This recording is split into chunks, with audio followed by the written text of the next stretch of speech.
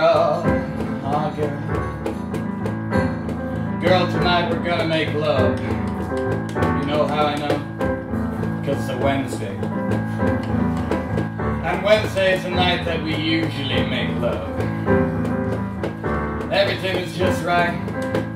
You're not too tired from your after-work social sports team practice bullshit. There's nothing good on TV. Conditions are perfect. So you lean in real close and you whisper something sexy like, I might go to bed, I got work in the morning. I know what you're trying to say, girl. You're trying to say, oh yeah, it's business time. It's business time. You know how I know that? Cause I said so. Get in the bedroom, bitch. It's business. It's business time. Oh! Sorry about that.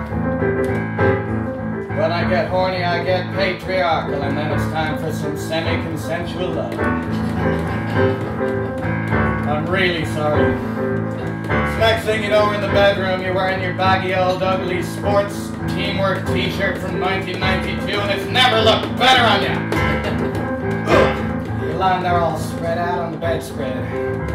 I'm taking off my items of clothing one item at a time until I get all naked. I trip over my trousers on the way, but that's okay because I turn it all into a lovely little sexy dance. Next thing you know, I'm down to just my socks. And you know what time it is when I'm down to just my socks? That's right. It's business.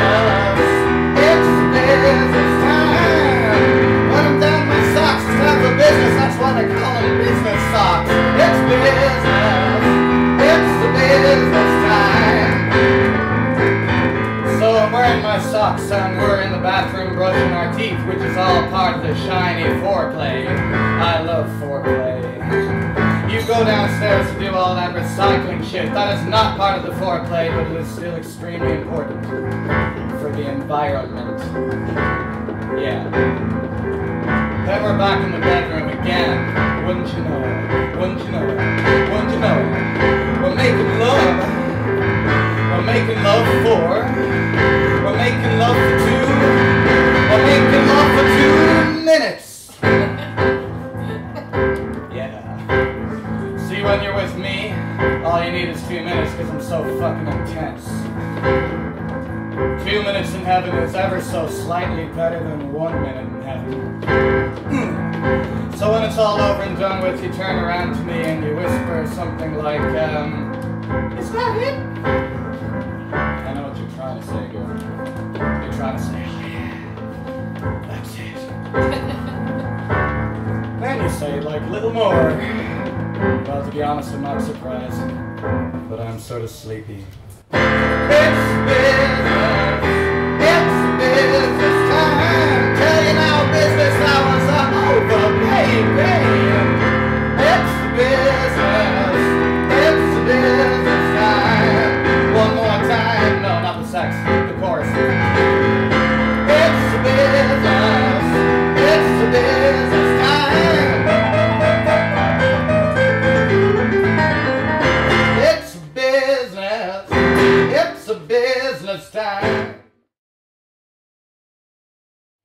I tricked myself to believe that what I need was not there.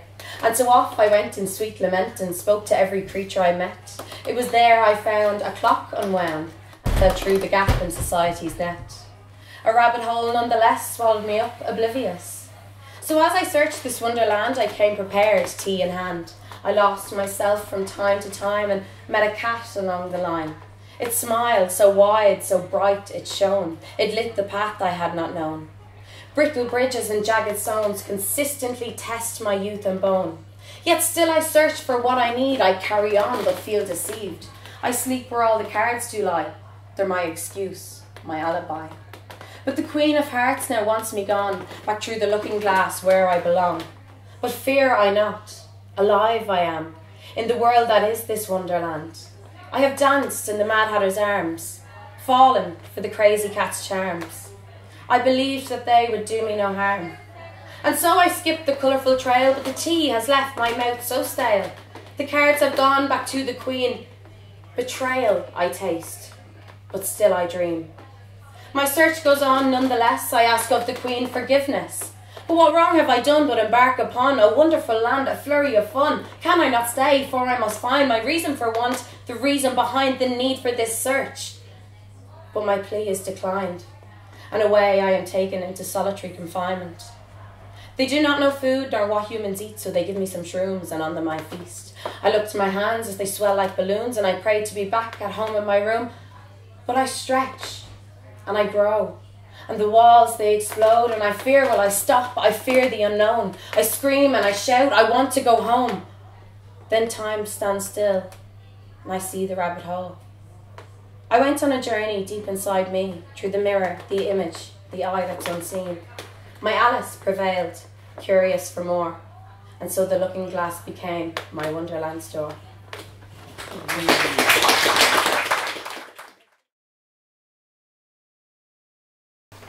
Have you heard the news? Jesus, he has the blues. The King of the Jews was hoping you'd walk in his shoes. Now he's gathering up the animals, 2 by 2s. He's taking them from the zoos, building an ark to go on a cruise. He's stocked up on booze, but don't go forming any queues, 'cause he's not bringing any use.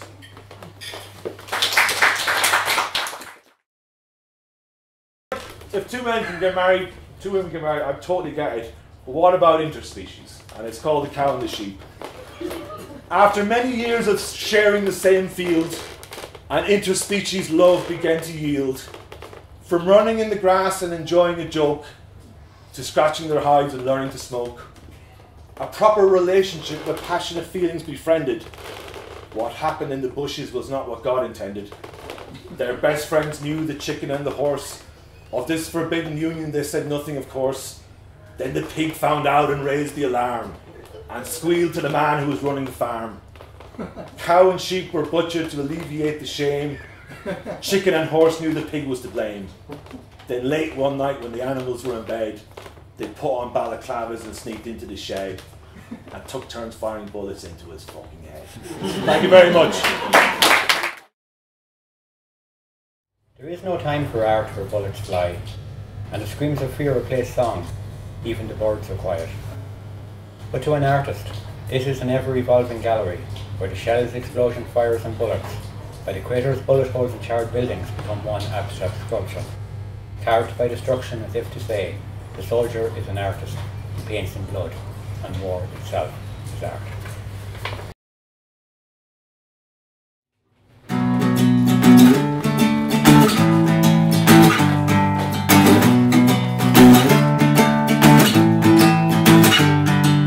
Whatever happened to Christopher Robin, alumnus of the Animal Farm, straining to make-believe friends, jailed in the thunders of his mind palace, kamikaze Christopher sucking on cinders, clutching tight his triggers to his mental Armageddon. Life is what happens in the Jack 7 commission. There is no hereafter. No fraction at the end of the test. No Christopher. There is nothing.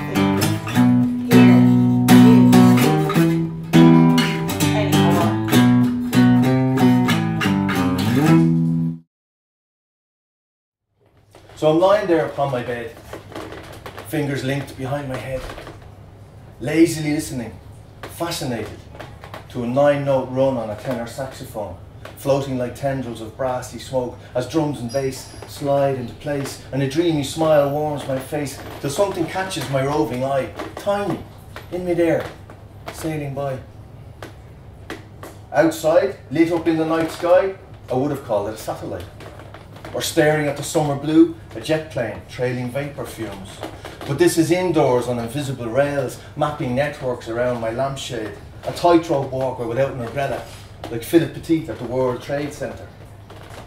Now, it's not the first time this has happened to me, to get distracted by a spider's weave. They always stop me dead in my tracks, the antics of 8-legged acrobats. And I don't even like them. They give me the creeps. perched in the corner of my darkest dreams. But when I find myself solitary, brushing my teeth or staring at a screen, they drop in to see me. A gentle reminder that when I die and I'm reborn, sure, I might come back as a spider.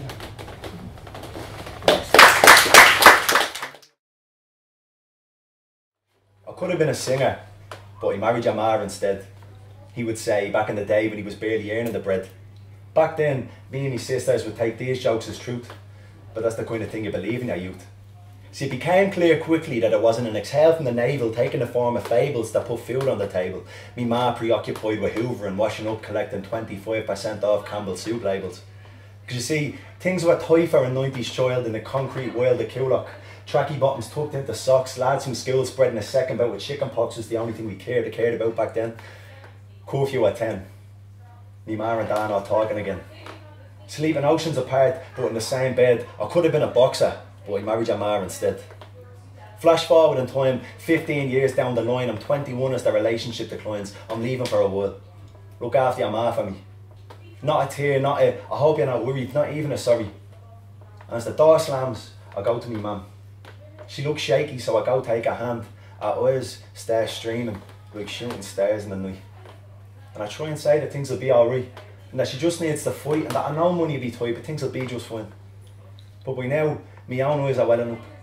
And I know the words I have to say just aren't enough, and I know that things are going to be too tough, and my dad just hasn't got the love. So she tells me through a veil of tears, the rage and the pain she's been saving for years, that it's the house and the bills, getting paid that she fears. But at this stage, the 1,000 creases in her face are the imprint of her age, and she is caged. And this isn't just a phase. It's not her, it's himself. That's the choice that he made. But he has his AA, so we must turn the page. And it's tragic. For years she cooked, cleaned, stacked shopping she got up on the shelf, trying to please a man who can't even please himself. Till death do us part. Well, that was the wedding pledge. Now she probably wishes he was dead. We could have both been happy, but I married your ma instead. So.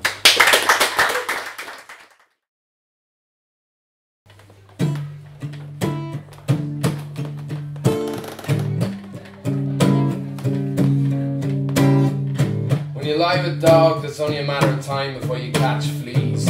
And the itch is incessant, and you lay awake nights just wondering how you got to be here, living in a place like this. Living down an alley that looks like it's trailed behind the swish of the tiger's tail, swimming through its shit. Walking always with one eye over your shoulder, keeping watch for the faces of rats lurking in the shadows, searching for a weakness. And it's then that they'll pounce. They'll take what you have and thank you for it in their own special way, and nobody will help you because we're all afraid of each other. No valiant knights in this place. Their shining suit has already been swiped by the same bloodsuckers who stole your glasses and severed your vocal cords with their ambiguity. Chivalry has no home in the squalor. So you keep to yourself and you shy away from the world, because in a place like this you see that when it comes down to the wire, people are no good. They're full of lies and shit and bad thoughts, and you walk through it every day telling yourself, that's not so bad. And there's no music in a place like this because God forbid you might disturb the gargoyle living next door. And maybe he'll get a couple of his friends over to join the party. We'll see how we all like that. And it's okay, officer, he just had a little disagreement with a cinder block. Boys will be boys, you know how it is living in a place like this. Or maybe I'm blowing it all out of proportion, and this is true Dublin. The land that fought off the evils of globalisation and drove out the corrupting influences of the outside world. It's hard to believe that when you see the neon clothes the kids are wearing. Maybe I'm just out of step with this place. My green eyes don't see the beauty of what life can be living in a place like this. But the junkies still litter the streets of Chinatown.